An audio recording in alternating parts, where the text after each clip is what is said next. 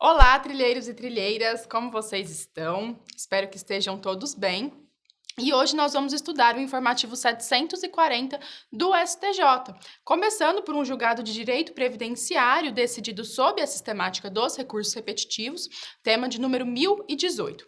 Então, para facilitar, eu vou começar já introduzindo um caso hipotético para a gente compreender a controvérsia que foi analisada pelo STJ nesse caso.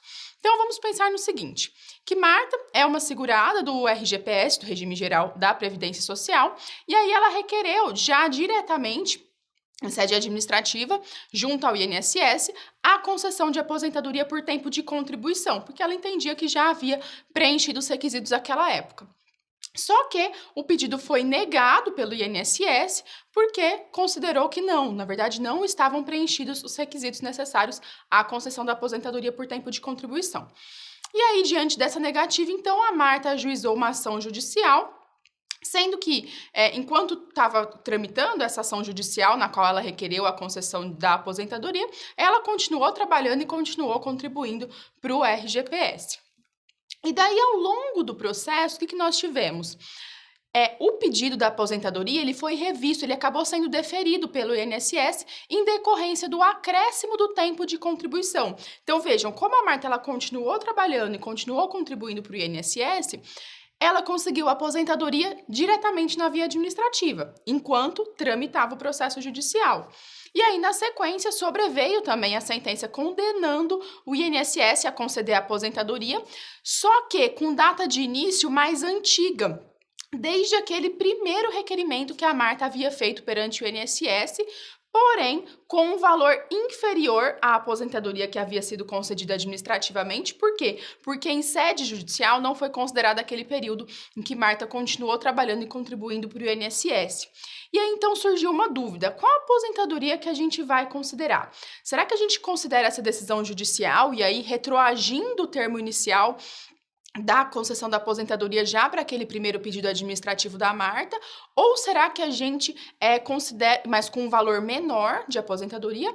Ou será que a gente considera o que foi deferido pelo INSS com um termo inicial posterior, mas com um valor de benefício maior? Ou mesmo, será que é possível conjugar essas duas situações? E o STJ entendeu que, nesse caso, o segurado ele vai poder optar pelo benefício mais vantajoso concedido administrativamente no curso da ação judicial em que se reconheceu um benefício menos vantajoso.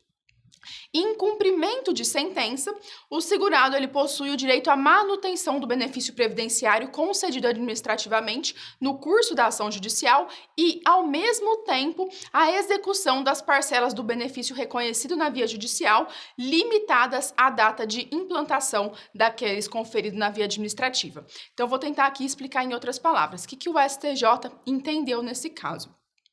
Entendeu que seria possível conjugar essas duas decisões, tanto a administrativa do INSS quanto a decisão judicial. E de que modo?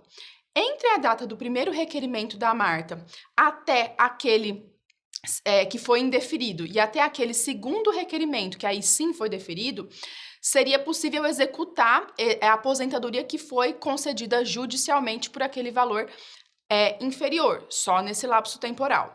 A partir do momento em que foi deferido o benefício administrativo pelo INSS, aí passaria a viger esse novo valor de aposentadoria. Então, no período anterior, o que foi decidido em sede judicial, e a partir do deferimento na via administrativa, o benefício superior deferido pelo INSS. Isso porque o STJ considerou que o segurado ele não pode ser penalizado simplesmente por ter sido obrigado a esperar, por culpa do próprio INSS, o resultado do pedido de aposentadoria na esfera judicial que havia sido incorretamente deferido pela autarquia naquele momento. Então, o que o STJ considerou importante, relevante para determinar a decisão aqui nesse caso, foi a conjugação da análise de dois elementos. Primeiro, a boa-fé do segurado, que o STJ entendeu está configurada nesse caso, e o erro administrativo, porque o INSS ele deveria ter deferido o benefício já no início, mas ele não o fez. E por isso, então, seria possível o segurado optar por um dos benefícios, né, a depender do lapso temporal ali, conforme nós mencionamos, para que ele não fosse penalizado por um erro da própria autarquia.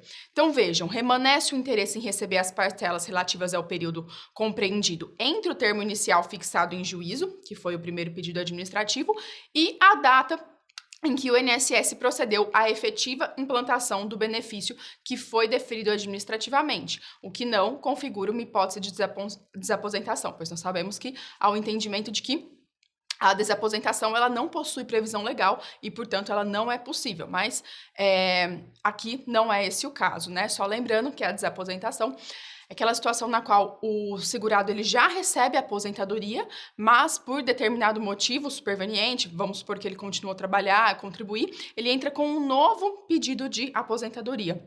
Né? Então, é como se houvesse uma desaposentação para a concessão de uma nova aposentadoria. E isso não é permitido, mas o STJ entendeu que essa situação aqui ela é diferente. Tá ok? E com isso, então, nós finalizamos esse primeiro julgado e continuamos no próximo.